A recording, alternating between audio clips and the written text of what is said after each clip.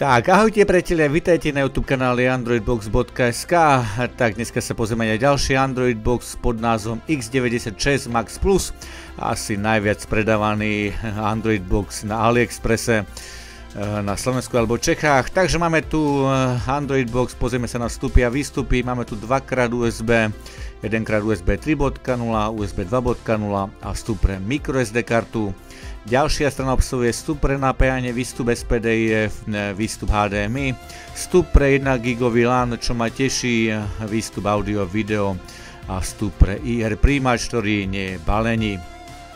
Tak, na ďalšej strane nemáme nič, máme tu iba informačný displej. Spodná strana obsahuje takéto 4 vetracie mriežky. Ja som skúšal tento Android Box 24 hodín v kuse a teploty vystúpili na nejakých 65-68 stupňov, čo je myslím taký priemer.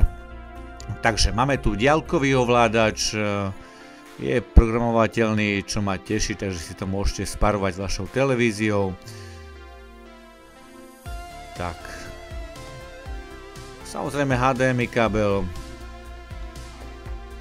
a napájací kábel 5V 2A.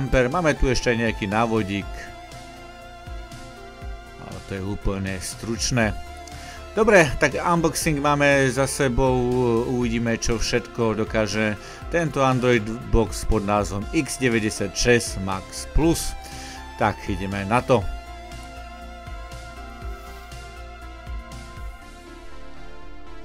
Dobre, tak sme teraz v hlavnom menu, máme tu takýto launcher, chcel som povedať Android TV, trošku mi to pripomína Android TV, ale samozrejme nie je to Android TV launcher, takže hore máme takúto lištu, kde si môžeme pridať aplikácie, dole máme zoznam všetkých aplikácií v Android Boxe, tak môžeme si do hornej lišty pridať aplikácie, napríklad Antik TV, Miracast, ktorý funguje tiež výborne na tomto Android Boxe.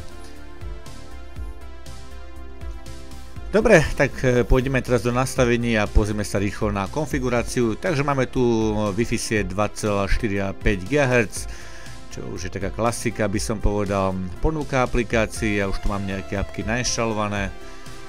To sa len tak rýchlo prejdeme. Tak ideme do predvolieb, takže informácie, máme tu Android 9 vo verzii Pie, áno je to tak. Tak nastavenie dátuma, čo sú jazyky, samozrejme slovenčina, to už je tiež klasika, nastavenie zvuku. Tak úložisko, ja tu mám 64 GB verziu, takže reálnych nejakých 57 GB. Tak šetrič obrazovky, poloha, to si len tiež rýchlo prejdeme, to nás už tak veľmi nezaujíma.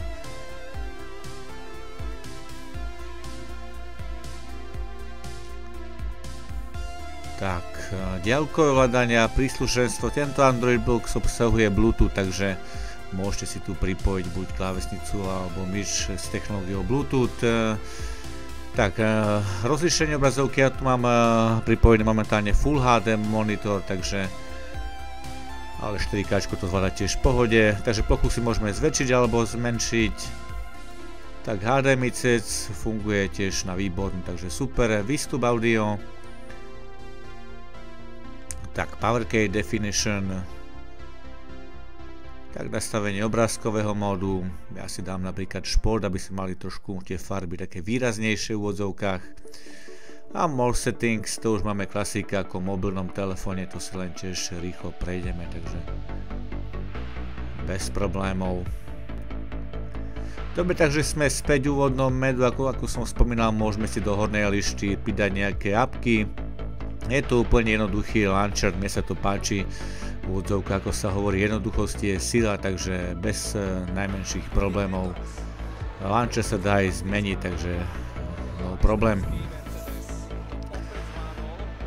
Skúšal som na tomto Android Boxe zo pár IPTV televízií, napríklad v tomto prípade Antik TV, takisto Skylink, Magio.go, Sledovanie TV, Lepšie TV, Horizon TV a všetky fungujú na výbornú. Nezaznamenal som nejaké záseky alebo nejaké trhanie obrazu, všetko funguje fakt výborne. Ak máte dobrý príjem Wi-Fi alebo keď si to napojíte na sieť, tak myslím si, že to pôjde bez najmenších problémov. Tento Android Box by som povedal proti iným čínskym Android Boxom má tú výhodu, že má aspoň tento môj kus, neviem ako vy, keď ho máte, ma prekvapil práve, že príjmom Wi-Fi väčšinu čínskych Android Boxov má dosť slabé Wi-Fi, takže toto je super inak. Tak skúsime si ešte apku Cloud TV Pro.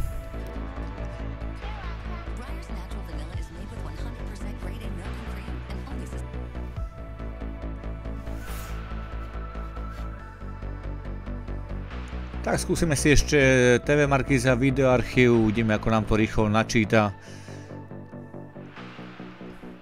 Vyskúšal by som tu všetky aplikácie, ale to by táto recenzia netrvala 20 minút, ale minimálne 2 hodinky. Ale ako vidíme, všetko funguje na výbornú, žiadne záseky alebo trhanie obrazu.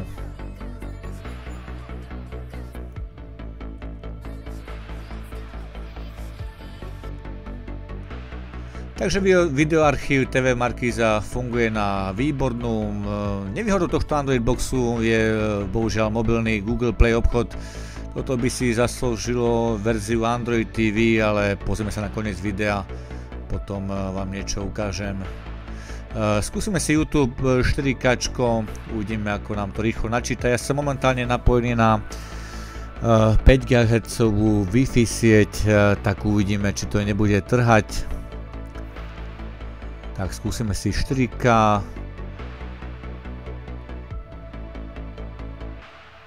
Tak dáme si 4K video. Tak dáme si Will Smith.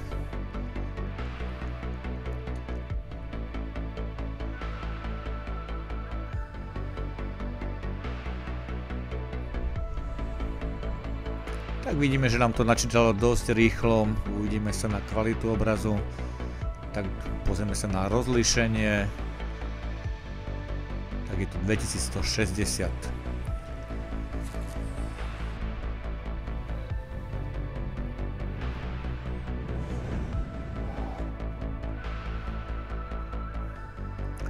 Tak vidíme, že to netrhá, ide to plynule bez najmenších zásekov.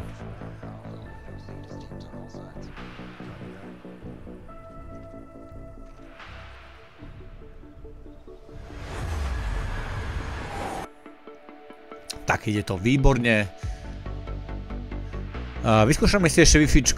Problém niektorých čínskych Android boxov je, že majú dosť slabý Wi-Fi prijímač. Tak vyskúšame si Wi-Fi. Skúsime si najprv 2,4 GHz.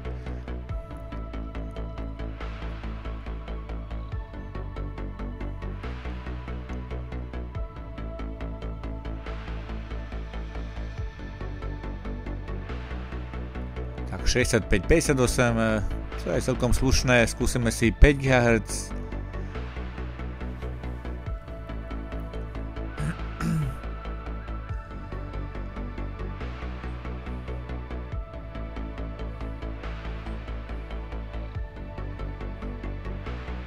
Tak download 230 a uvidíme, keď to bude mať upload.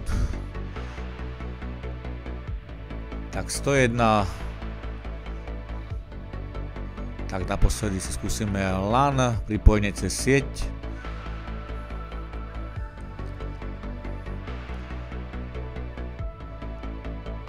Takže ako vidíme, káblom cez 1 gigové LANko je to tiež celkom slušné.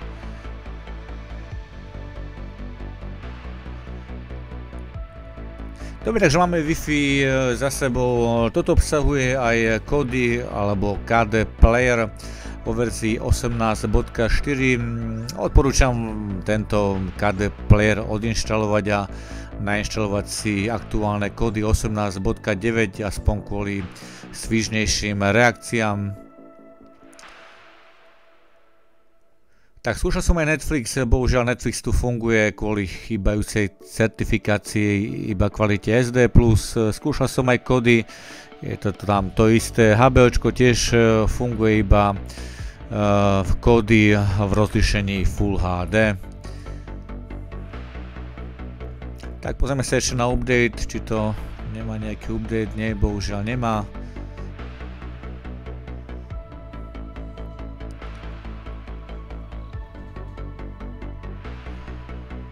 Tak samozrejme skúšal som aj Miracast, tiež funguje celkom slušne, okrem rozlíšenia, bohužiaľ toto tiež funguje, Miracast v rozlíšení iba HDčko,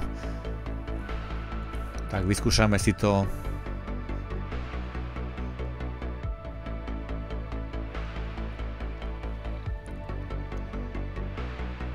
Tak skúsime si nejaké video.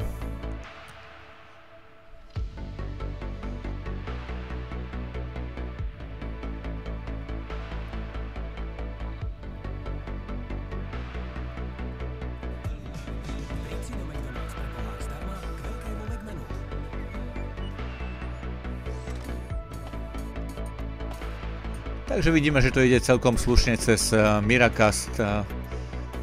Aspoň si môžete pustiť cez Miracast Netflix alebo HBO. Tu sa samozrejme, ako som spomínal, pohybujeme cenovky od nejakých 35-45 eur. Videl som tento Android Box aj na nejakých slovenských alebo českých obchodoch. Samozrejme tam je cenovka vyššia, samozrejme, ale aspoň máte za ruku 2 roky. Tak to je asi tak všetko, čo by som ešte tak spomenul, čo sa týka tohto Android Boxu. Výhodou tohto Android Boxu je, že si tam môžete dať rôzne alternatívne ROM, ako v tomto mojom prípade som tam dal verziu ATV, čo mi je lepšie oproti tej mobilnej alebo tej originálnej sú určite svižnejšie reakcie, možnosť si nainštalovať smart aplikácie rovno z Google Play obchodu. Takže odporúčam, ak ste taký trošku zdatnejší, si tam nainštalovať ATVčko alebo Corelek. Skúšal som aj Corelek v tomto Android Boxe a tiež funguje a prekvapil až fakt na výbornú, by som povedal. Takže to je z takých ešte výhod. Ďalšie také výhody, čo by som ešte tak vyzdvihol, je, ako som spomínal vo videu, je príjem Wi-Fi, 1 gigová LAN, podsvietený displej, celkom dobré svižné reakcie, YouTube 4K. Samozrejme aj tá cenovka nie je zlá, či už na AliExpresse alebo na Slovensku alebo Čechách. Za tú cenu dostanete celkom slušný Android Box, ktorý vám zvládne v pohode niektoré vecičky.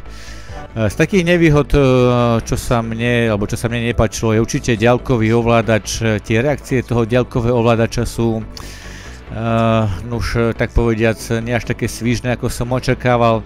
Odporúčam, ak si kupujete tento Android Box, zakúpiť si aj infrapríjimač, nestojí to ani euro. A keď som napojil tento infrapríjimač, tak ten ovládač akoby ožil, bolo to úplne iné.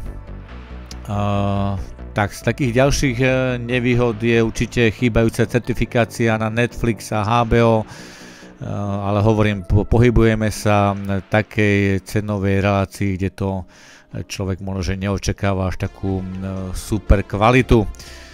Dobre, tak to je asi tak všetko z takých výhod a nevýhod. Sme na konci videa, na čo sa pozrieme na budúce.